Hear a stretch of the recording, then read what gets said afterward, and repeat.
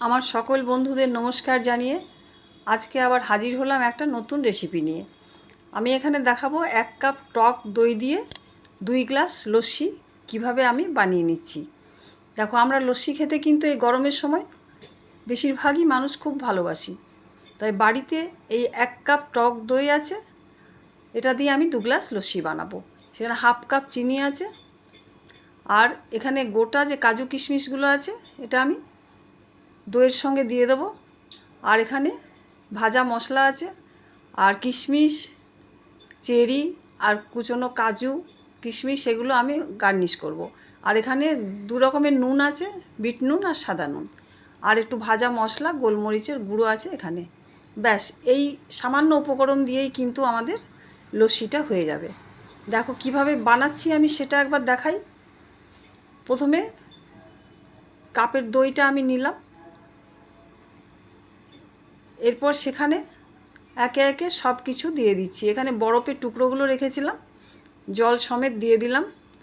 আর যে গোটা কাজু আর কিশমিশগুলো ছিল সেগুলো দিয়ে দিলাম। আর দিচ্ছি এখানে 2 রকমের নুন, বিট নুন আর সাদা নুন। আর চিনি দিয়ে দিলাম। এখানে আমি 1 কাপ দইয়ের জন্য হাফ কাপ চিনি রেখেছিলাম। মিষ্টিটা যদি কেউ বেশি পছন্দ করো সেটা দিতেই পারো, কোনো অসুবিধা না। আর এখানে এই যে দইয়ের কাপটা ছিল সেটা ধুয়ে আমি হাফ কাপের মতো জল দিয়ে দিলাম। এরপর সব একসঙ্গে খুব ভালো করে আমাকে মিশিয়ে নিতে হবে।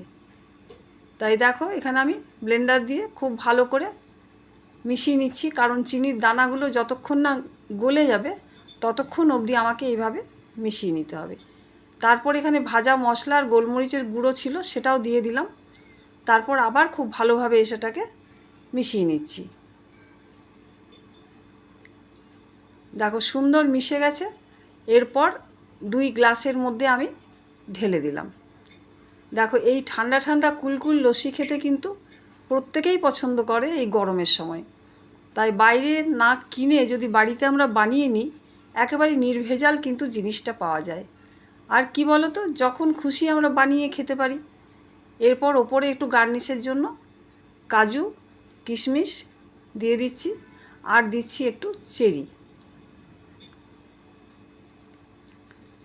এর পরেও যদি কেউ একটু আরও বেশি ঠান্ডা পছন্দ করো, তার জন্য আমি আরও কয়েকটা করে টুকরো বরফের দিয়ে দিলাম গ্লাসের মধ্যে।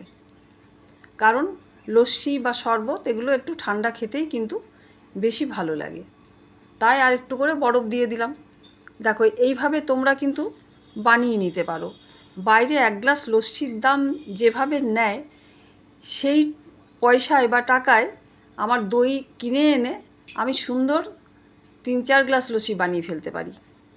দেখো, আমার 2 গ্লাস লস্যি খুব সুন্দর হয়ে গেছে।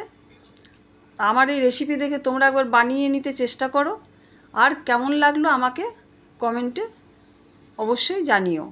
তাহলে আজকের মতন আমি এখানেই শেষ করছি। টাটা।